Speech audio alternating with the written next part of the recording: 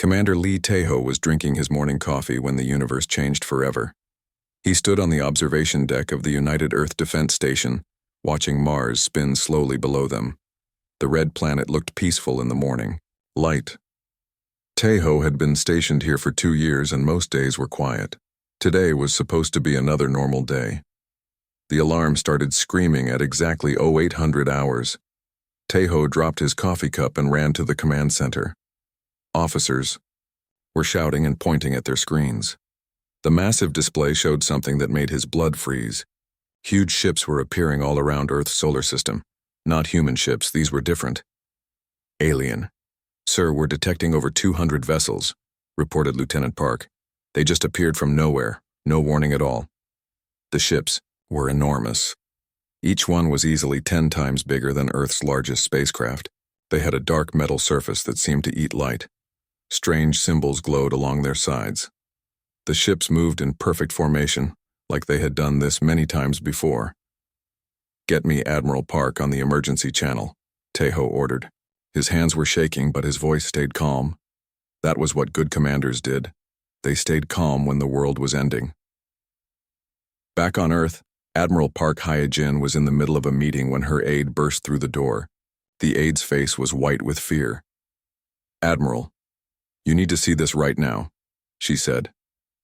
Park followed her aide to the command center at Global Defense Headquarters in Geneva. The room was full of people running around and shouting orders. The screens showed the same thing. Alien ships, hundreds of them. "When did they arrive?" Park asked. 5 minutes ago, ma'am. They appeared everywhere at once. Around Earth, near Mars, by the moon. It's like they planned this perfectly. Park felt her stomach drop. Earth had always wondered if aliens existed. Now they knew. And they did not look friendly. Then every screen in the world went dark. Dr. Kim Woo-bin was teaching his morning class when his students' phones all started buzzing at the same time. The screens in his laboratory shut off. Then they came back on. But they showed something different. Not the usual news or internet pages. Instead, there was a face. It was clearly not human. The creature had gray skin and large black eyes. Its head was bigger than a human head and it had no hair. When it spoke, its voice was cold and mechanical. It spoke perfect English, but somehow Kim knew it was speaking every language on Earth at the same time. "People of Earth," the alien said. "I am Overlord Krex of the Vorthak Imperium. We have been watching your species for many years. We have studied your wars, your violence, your endless hunger for conquest. You are dangerous." Kim's students looked at him with scared faces.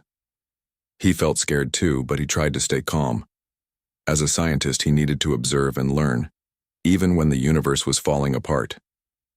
"Your species has shown that it cannot be trusted," Krex continued. "You fight each other constantly. You destroy your own planet.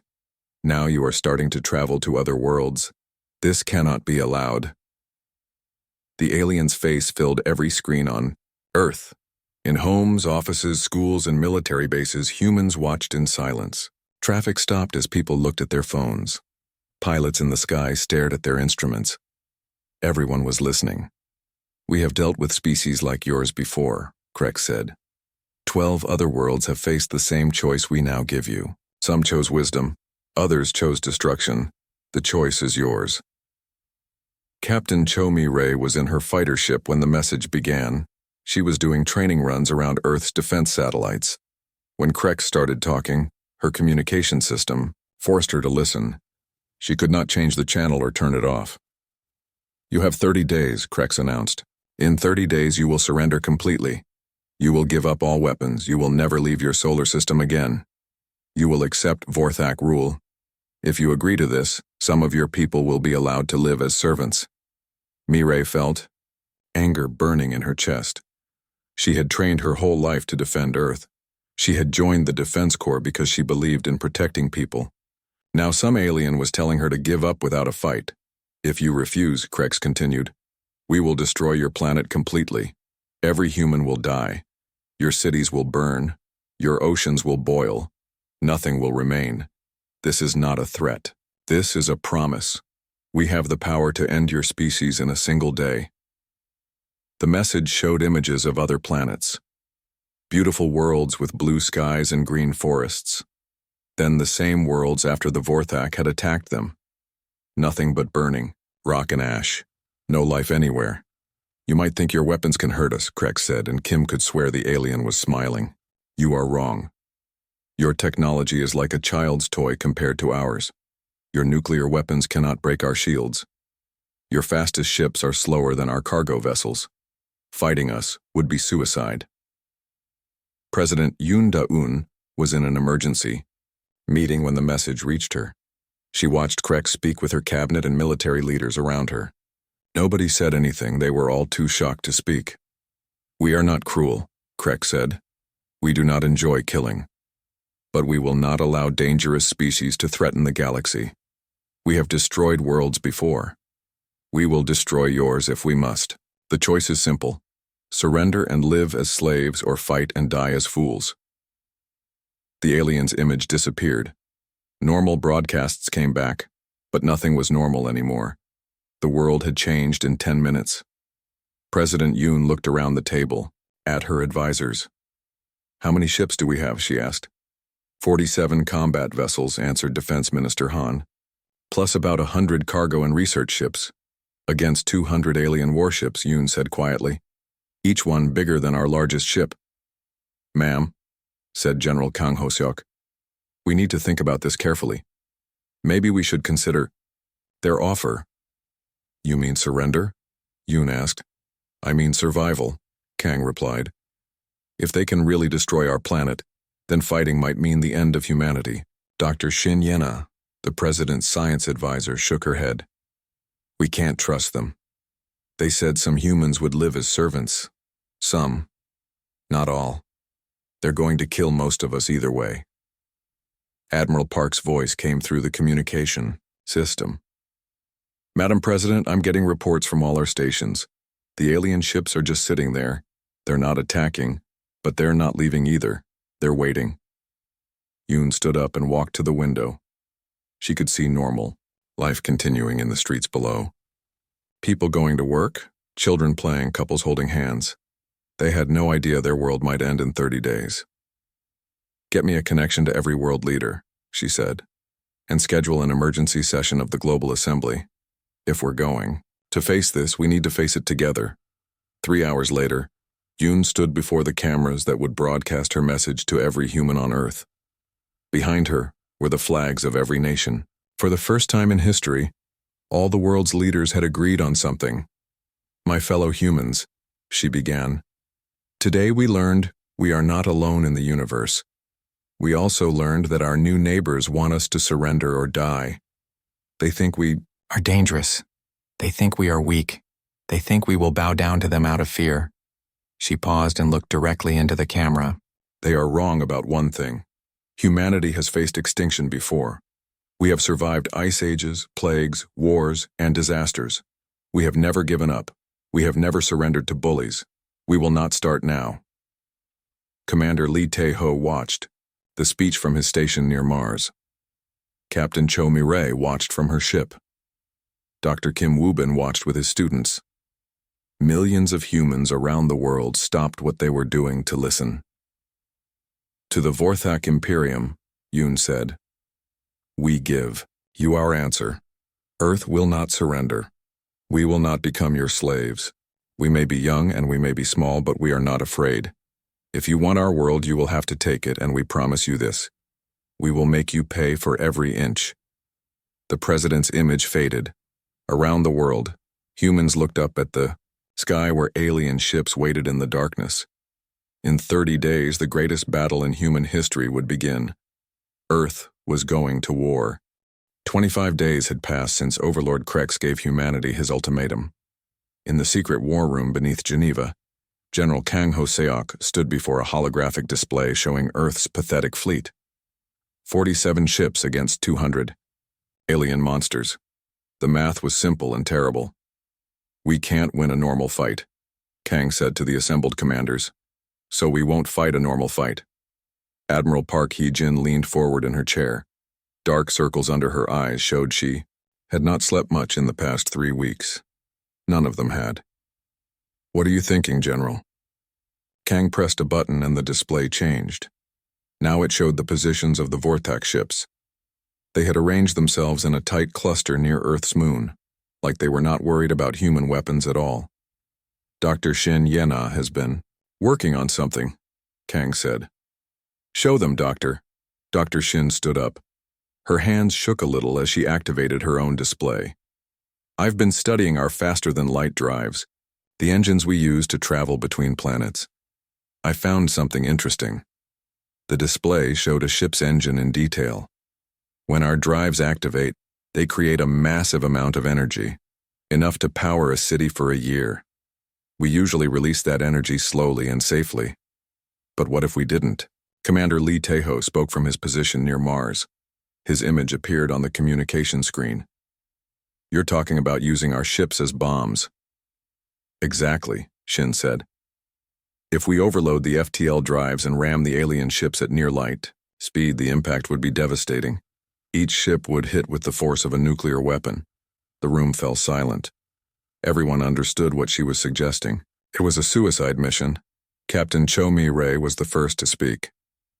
How many ships would we need to damage their main fleet? All of them, Shin answered quietly. All 47 ships, Park said slowly.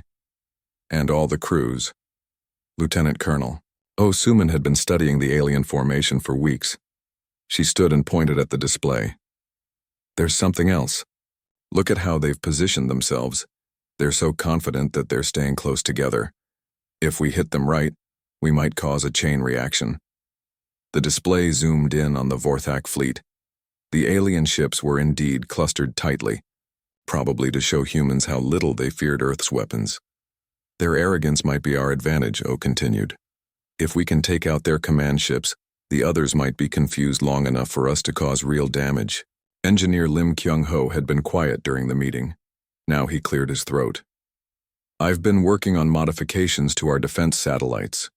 We can't make them strong enough to hurt the aliens directly, but we might be able to blind their sensors during the attack. Dr. Han Sola, the materials scientist, added her voice. I've found something about their armor. It's incredibly strong, but it has a weakness. Their ships vibrate at a specific frequency. If we hit them with the right sound waves, we might be able to crack their shields.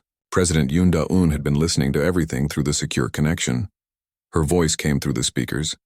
You're asking for volunteers to die. You're asking them to fly their ships directly into the enemy, knowing they won't. Come back.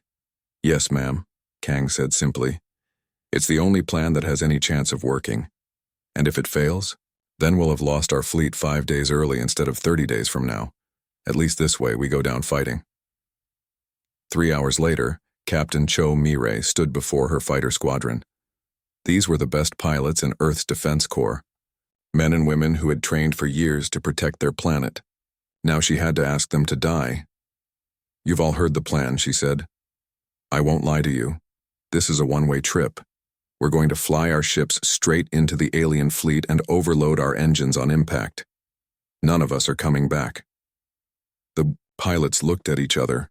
Some were scared, some were angry, but none of them looked like they wanted to run away. Pilot Nam Jae-hwan raised his hand. Captain, what happens to our families if we fail? The same thing that happens if we do nothing, Mi-rae answered. The aliens will kill them all. At least this way, we have a chance to save them. Another pilot, Song Min-ho, spoke up. When do we leave? Tomorrow at dawn. We attack while their sensors are pointing toward the sun. Engineer Lim has rigged our satellites to create electromagnetic interference. We'll have maybe 10 minutes of confusion before they figure out what's happening. Commander Bae Jin-woo was preparing his heavy cruiser when the call for volunteers came through. His ship was one of the largest in Earth's fleet. If the plan was going to work, they would need the big ships to take out the alien command vessels. Jin-woo gathered his crew in the main hangar, 200 good people who had families waiting for them on Earth. I'm not going to order anyone to stay, he told them. This is suicide.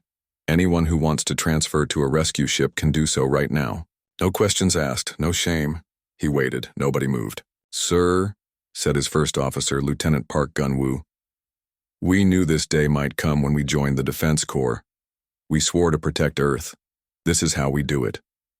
The weapons officer, Ensign Kim Hyo-jin, nodded. My daughter is 7 years old. I want her to grow up free, not as some alien slave. One by one, the crew members voiced their agreement. They would stay. They would fight. They would die if necessary. Dr. Shin Yana worked through the night, making final modifications to the ship's engines. The changes were dangerous. The drives would become unstable, ready to explode at any moment. The pilots would have to be very careful until they reached their targets. The timing has to be perfect, she explained to the attack coordinators. Too early, and the explosion won't be strong enough. Too late, and the aliens might shoot them down first. Engineer Lim was busy with his own preparations. Earth's defense satellites had never been designed for this kind of operation. He was turning them into giant signal jammers, powerful enough to blind alien sensors for a few precious minutes. It's not much, he told Admiral Park, but it might give our ships enough time to get close. Dr. Han Sola had worked with the weapons teams to create special sonic devices. They would broadcast the frequency that could crack Vorthak shields. The devices were small and wouldn't last long, but they might create openings for the ramming ships. As dawn approached, the volunteer crews said goodbye to their families through video calls. Tears flowed freely. Words of love and courage filled the communication channels. Captain Mireille kissed her wedding ring and tucked her wife's picture into her flight suit. Commander Jin Woo recorded a message for his parents.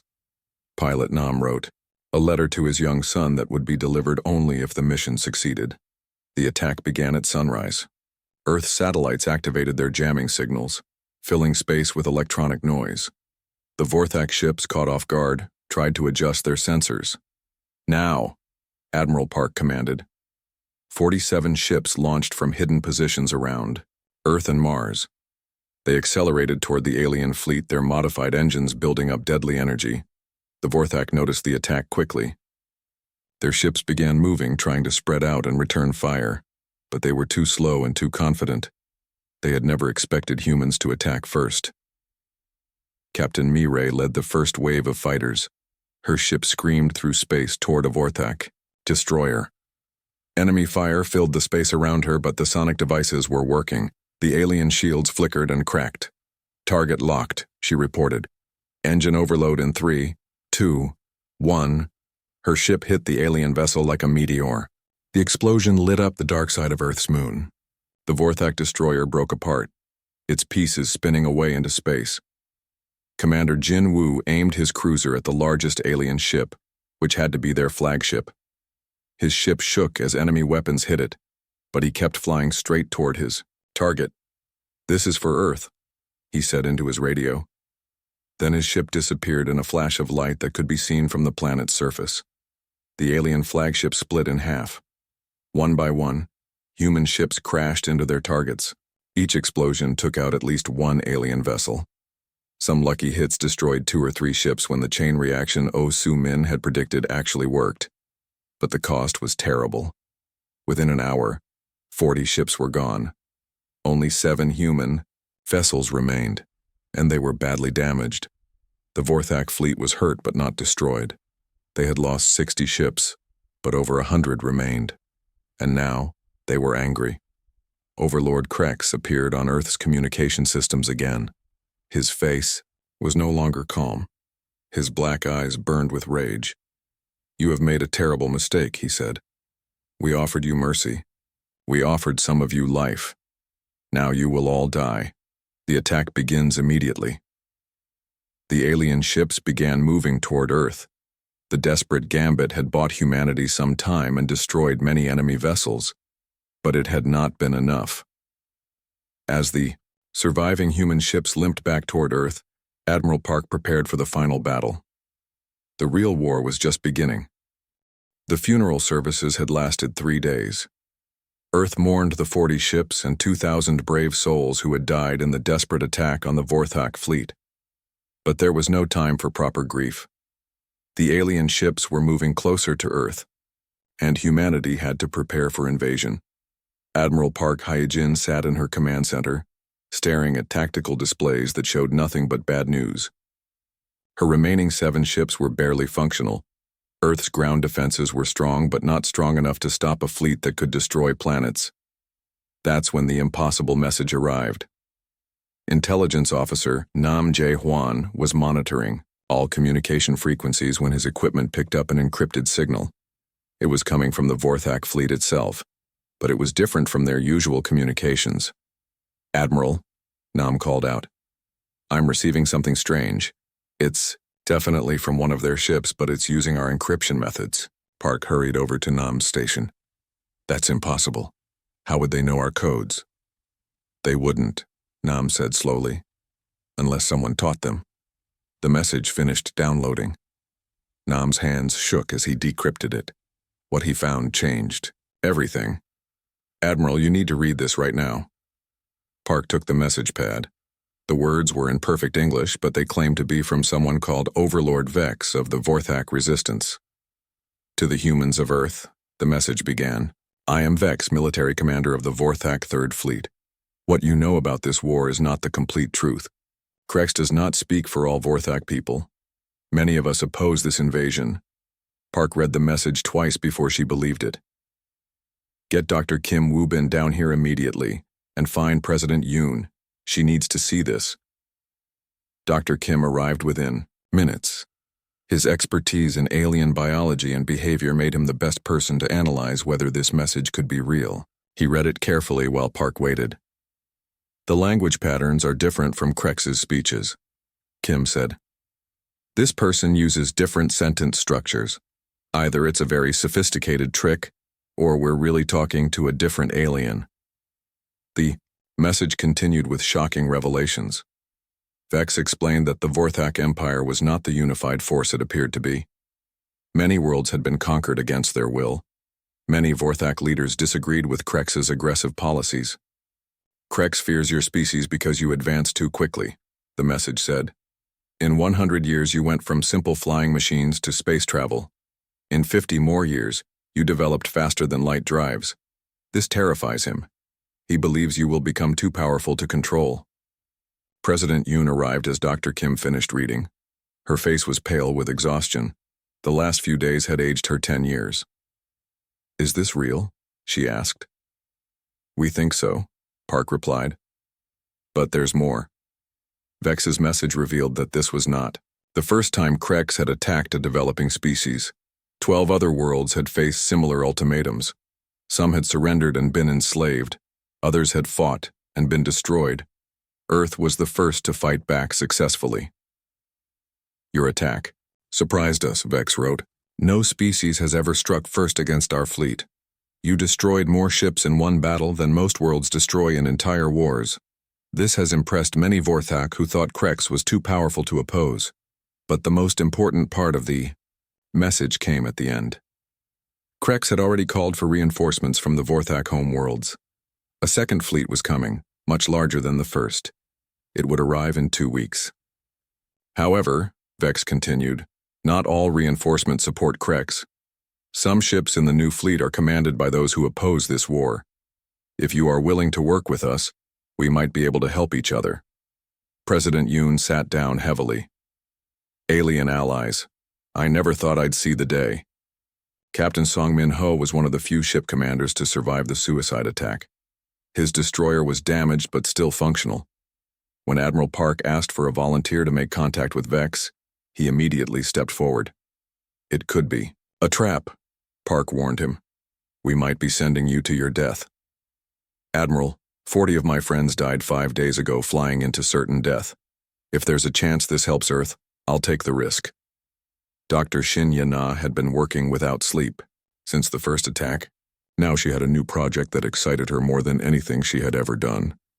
Vex had included technical data about Vorthak shield technology in his message. "If this information is accurate," she told her team, "we can build defenses that might actually stop their weapons. Their shields work on completely different principles than ours. But now that we know how they work, we can design counters." Engineer Lim Kyung-ho joined Shin's team. Together, they began the impossible task of building hybrid human Vorthak technology. They had less than 2 weeks to create weapons and defenses that could fight a fleet 10 times larger than the one that had nearly destroyed Earth. The secret meeting was arranged for the asteroid belt, halfway between Earth and Mars. Captain Song took his damaged destroyer to the coordinates Vex had provided. He went alone against all military protocol. "If this is a trap," he told his crew, "at least only one ship will be lost." Song waited at the meeting point for 6 hours before a Vorthak ship appeared. It was smaller than the warships that had attacked Earth, but still twice the size of his destroyer. The alien vessel moved slowly, broadcasting peaceful signals. A voice came over the radio. It spoke English with a strange accent, but it was clearly trying to be friendly.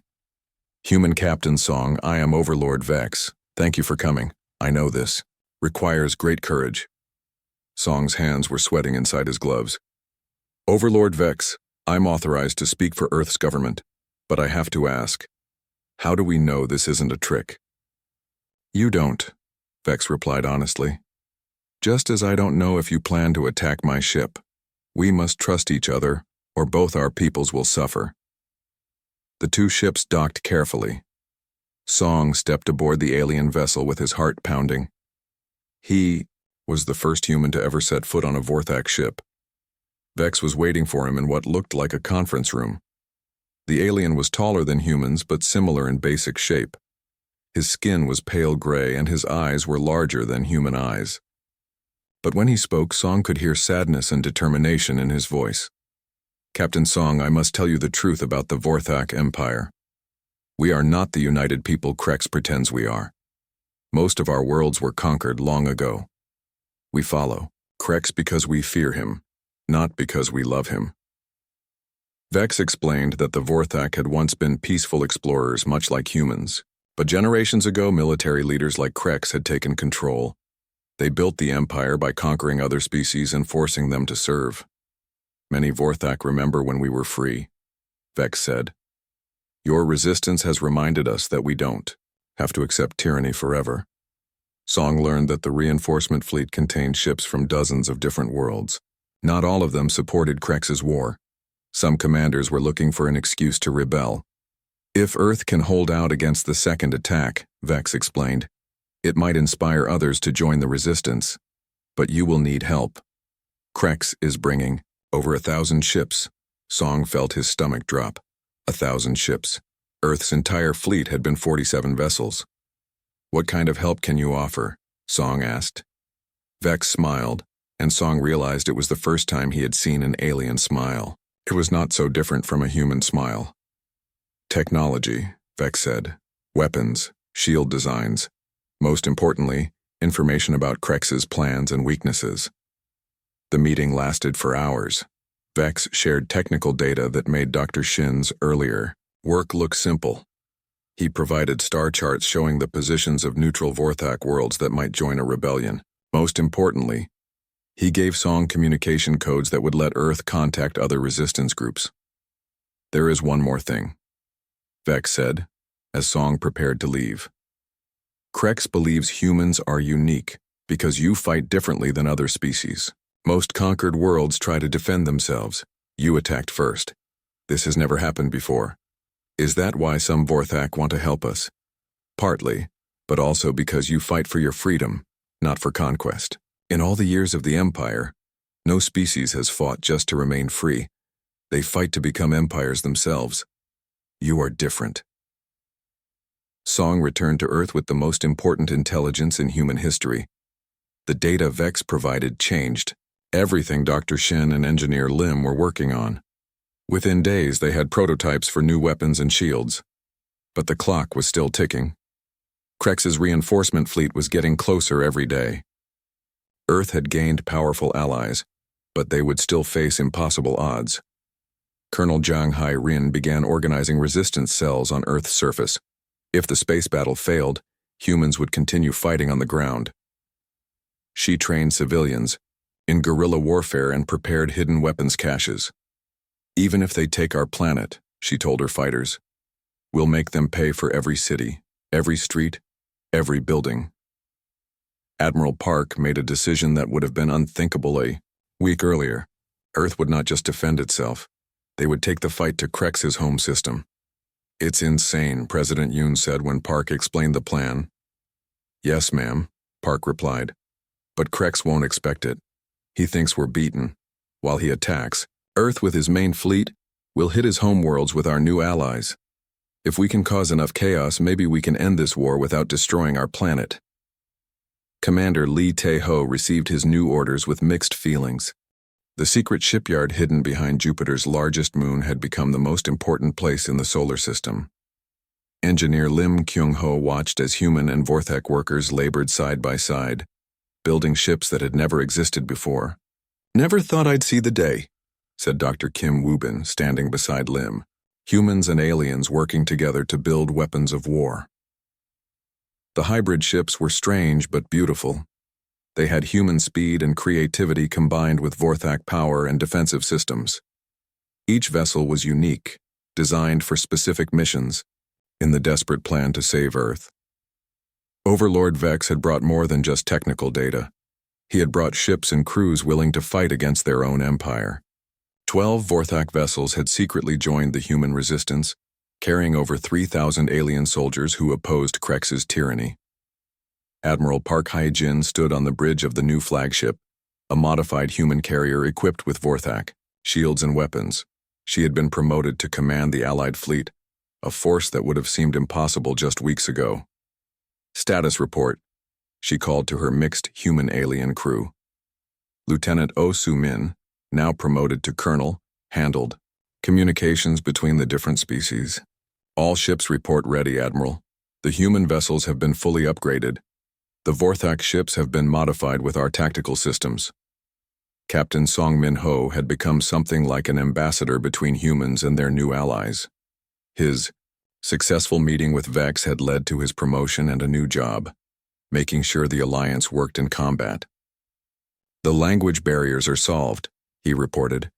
Universal translators are working on all ships. More importantly, the crews are starting to trust each other. That trust had not come easily. Many humans were suspicious of aliens who had been enemies just days ago. Many Vorthak found human tactics confusing and dangerous, but desperation had a way of bringing people together. Dr. Shin Yena had worked miracles with the hybrid technology. Human fighters now carried Vorthak energy weapons. Alien ships had been equipped with human stealth systems. The combination created capabilities that neither species could achieve alone. The shield harmonics are working perfectly, she reported to Admiral Park. When our ships work together, they can create defensive barriers strong enough to stop anything in Krex's fleet. Research Prime Tile, a Vorthak scientist working with Shin's team, had provided the breakthrough they needed. Tile looked different from other Vorthak, smaller and more delicate, with larger eyes that seemed to glow with intelligence. Human creativity surprises us, Tell told Dr. Kim during one of their planning sessions. You solve problems in ways we never considered. Perhaps this is why Krex fears your species. The plan they had developed was incredibly complex. While Krex's reinforcement fleet attacked Earth, the Allied fleet would use captured Vorthak ships to infiltrate the enemy home system. Their mission was not just military. They had to expose Krex's lies to the Vorthak people. Communications specialist Lee Yoon-ji had worked with Vorthak rebels to create broadcasts that would tell the truth about the war. The messages were designed to cause uprisings on worlds that had been forced to support Krex. Most Vorthak don't know the real reasons for this war, Vex explained during a strategy meeting. Krex told them humans were planning to attack Vorthak worlds. If we can prove he lied, many worlds will turn against him. Commander Lee Tae-ho had been given command of the strike force that would attack Krex's home system. His ships included the newest hybrid vessels and crews trained in both human and Vorthak combat tactics. The infiltration will be the hardest part, Tae-ho told his officers. We have to get past their border defenses without being detected. Once we're inside, we'll have maybe an hour before they realize what's happening. The Vorthak ships in the Allied fleet would provide cover for the human vessels. From a distance, the fleet would look like reinforcements arriving to support Krex.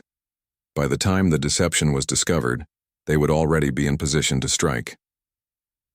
Back on Earth, General Kang Ho-seok prepared for the invasion that was now only days away. The planet's defenses had been upgraded with Vorthak technology, but they would still face overwhelming odds. "We have maybe a 20% chance of stopping them in space," he told President Yoon during their final briefing. "If they reach the surface, we'll switch to guerrilla warfare." Colonel Jang Hai-rin had trained over 1 million civilian volunteers in resistance tactics. Hidden weapons caches were buried in every major city. Underground bunkers could shelter key personnel for months if necessary.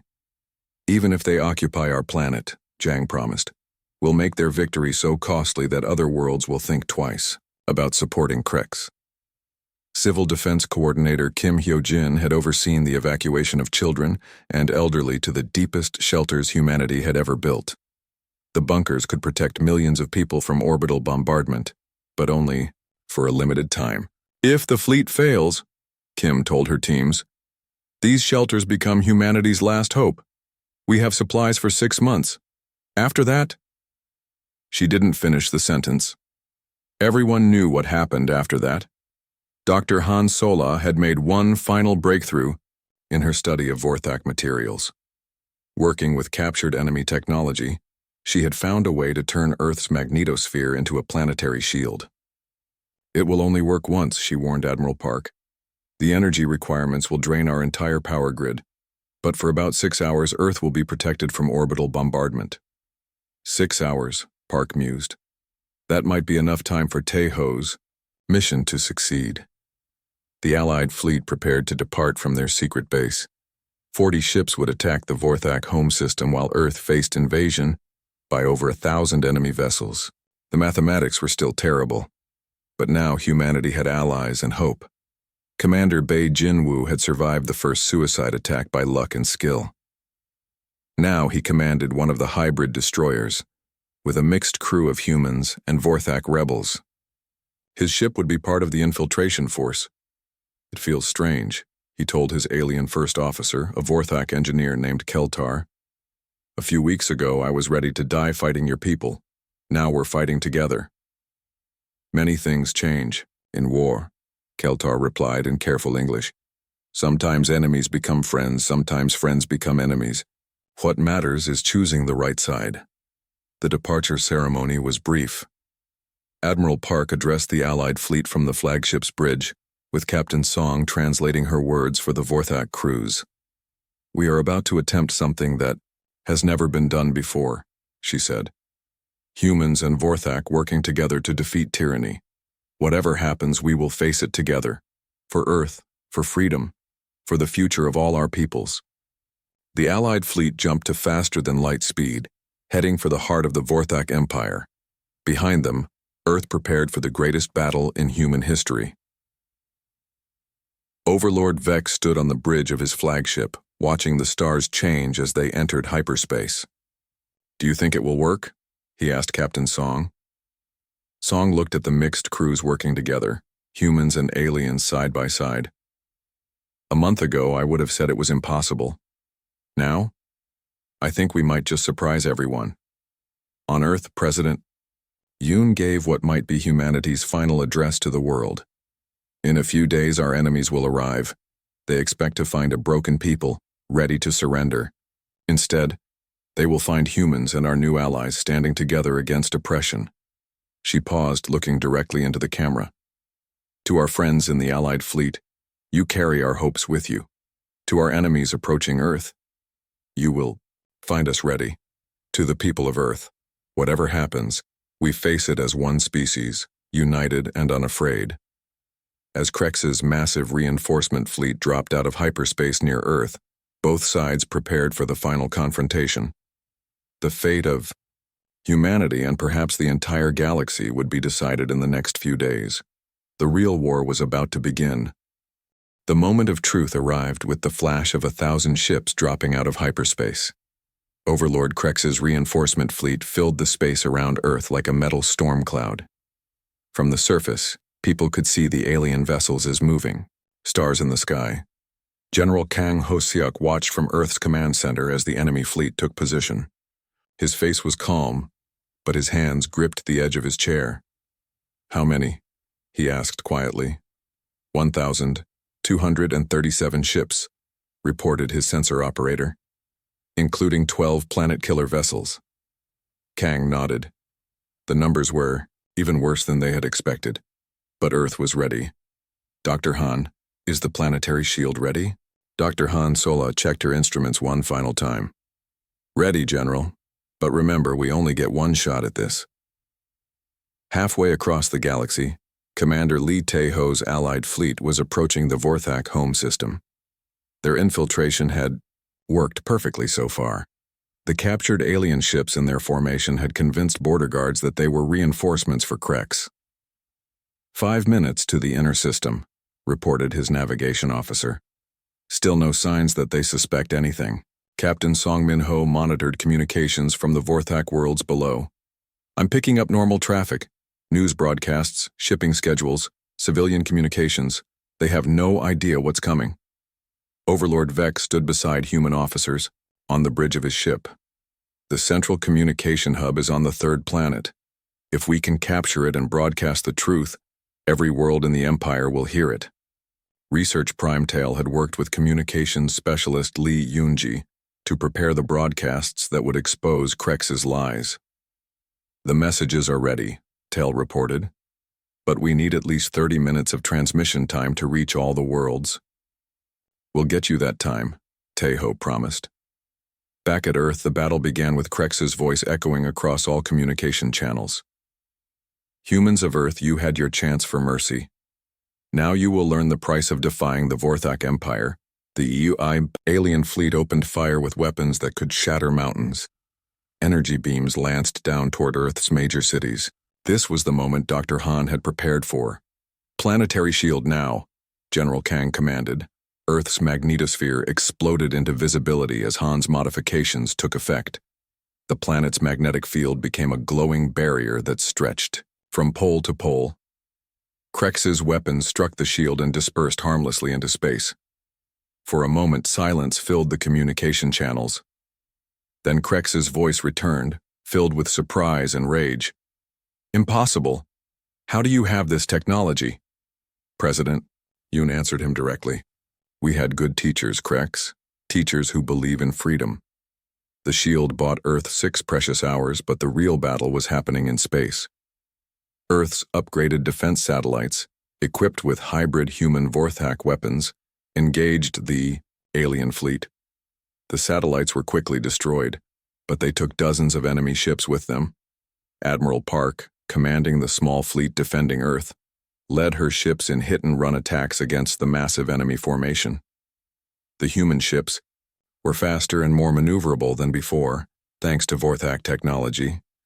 We can't win this battle, she told her officers, but we can make them pay for every mile. Meanwhile, in the Vorthak home system, the Allied fleet had reached the third planet. Commander Tae-ho gave the order to begin the attack, just as the planet's defense forces realized something was wrong. All ships, attack formation. Target the communication hub and military command centers. Remember, we need to keep them busy for 30 minutes. The battle was fierce but brief. The Vorthak defenders had been caught completely off guard. Within minutes, Captain Song's strike team had captured the central communication hub. Lee Yoonji, you're on, Tae-ho called over the radio. The broadcasts began immediately. Across hundreds of Vorthak worlds, screens flickered and changed. Instead of official propaganda, people saw the truth about Krex's war. They saw recordings of the original ultimatum to Earth. They heard Vex explaining how Krex had lied about human aggression. Most importantly, they saw footage of humans and Vorthak working together in the Allied fleet. On the industrial world of Vexton, factory workers stopped their machines to watch the broadcasts. On the mining planet Corrales, soldiers laid down their weapons. On world after world, the same pattern repeated. Research Primetail monitored the communications flooding in from across the Empire. It's working, Tile reported excitedly. 17 worlds have declared independence from Krex's government. Military units on 43 worlds are refusing orders. But Krex was not finished. His personal guard fleet, the most powerful ships in the Vorthak military, moved to attack the communication hub. Commander Tae-ho led his ships in a desperate holding action. Whatever happens, he told his crews, Keep those broadcasts going. The space battle around the third planet was the fiercest fighting anyone had ever seen. Human and rebel Vorthak ships fought side by side against Krex's elite forces. Ships exploded in brilliant flashes. Heroes died in moments of incredible courage. Commander Bei Jinwu's hybrid destroyer took on 3 enemy cruisers at once. His mixed human Vorthak crew worked together perfectly, their different skills combining into something greater than either species could achieve alone. Keltar, reroute power to forward shields, Jinwu called to his Vorthak first officer. Power rerouted, Keltar replied. But shields are failing. We won't last much longer. Then we'll make these last shots count. Jinwu's ship fired everything it had at the largest enemy cruiser. The alien ship's shields collapsed and it exploded in a cascade of fire. But Jinwu's destroyer was badly damaged. As enemy fire tore through his ship, he smiled. The broadcasts were still going. That was what mattered. On Earth, the planetary shield was beginning to fail. Dr. Han watched her instruments with growing worry. General, the field generators are overheating. We have maybe 10 more minutes. General Kang looked at the tactical display. Krex's fleet was still huge, but something was changing. Enemy ships were receiving messages from their home worlds. Some were slowing down. Others were pulling back from the attack formation. What's happening out there? Kang asked. Colonel O. Sumin, monitoring alien communications, provided the answer. Sir, we're picking up transmissions from the Vorthak fleet. It sounds like they're arguing with each other. The truth was spreading through Krex's forces. Ship commanders were learning that their families had joined the rebellion. Soldiers were discovering that the war they thought was defensive was actually an invasion based on lies. Overlord Vex had been right.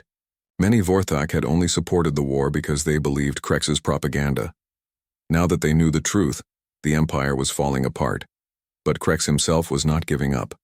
From his massive flagship, he broadcast orders to destroy Earth regardless of the political situation. I don't care about rebellions, he raged. I don't care about the truth. Humanity must be eliminated. About half of his fleet obeyed. The other half either retreated or switched sides entirely. The battle for Earth became a 3-way fight between Krex loyalists, human defenders, and Vorthak rebels. The planetary shield finally collapsed, just as help arrived. Admiral Park's battered fleet was joined by dozens of Vorthak ships whose crews had decided to protect Earth instead of destroying it. This is Overlord Zenth of the Vorthak 7th Fleet, came a transmission. We offer our assistance to the people of Earth. The tide of battle turned completely. Krex's remaining ships found themselves outnumbered and outgunned. One by one, they were destroyed or surrendered.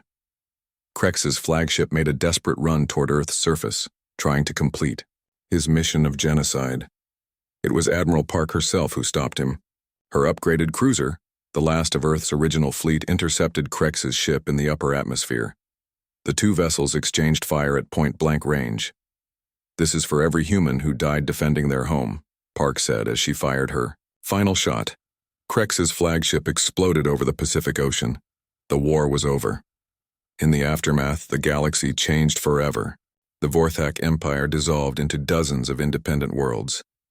Many formed a new democratic federation, with Overlord Vex as their first elected leader.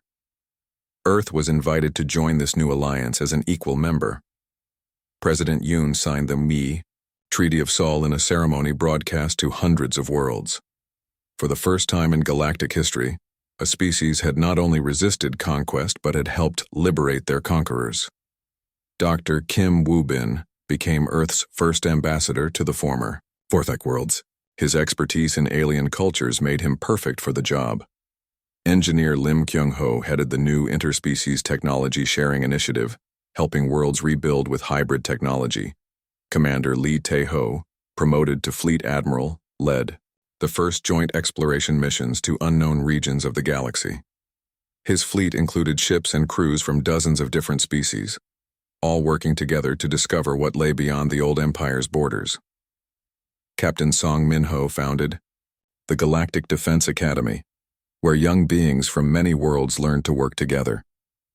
The first lesson he taught was simple: former enemies can become the strongest allies.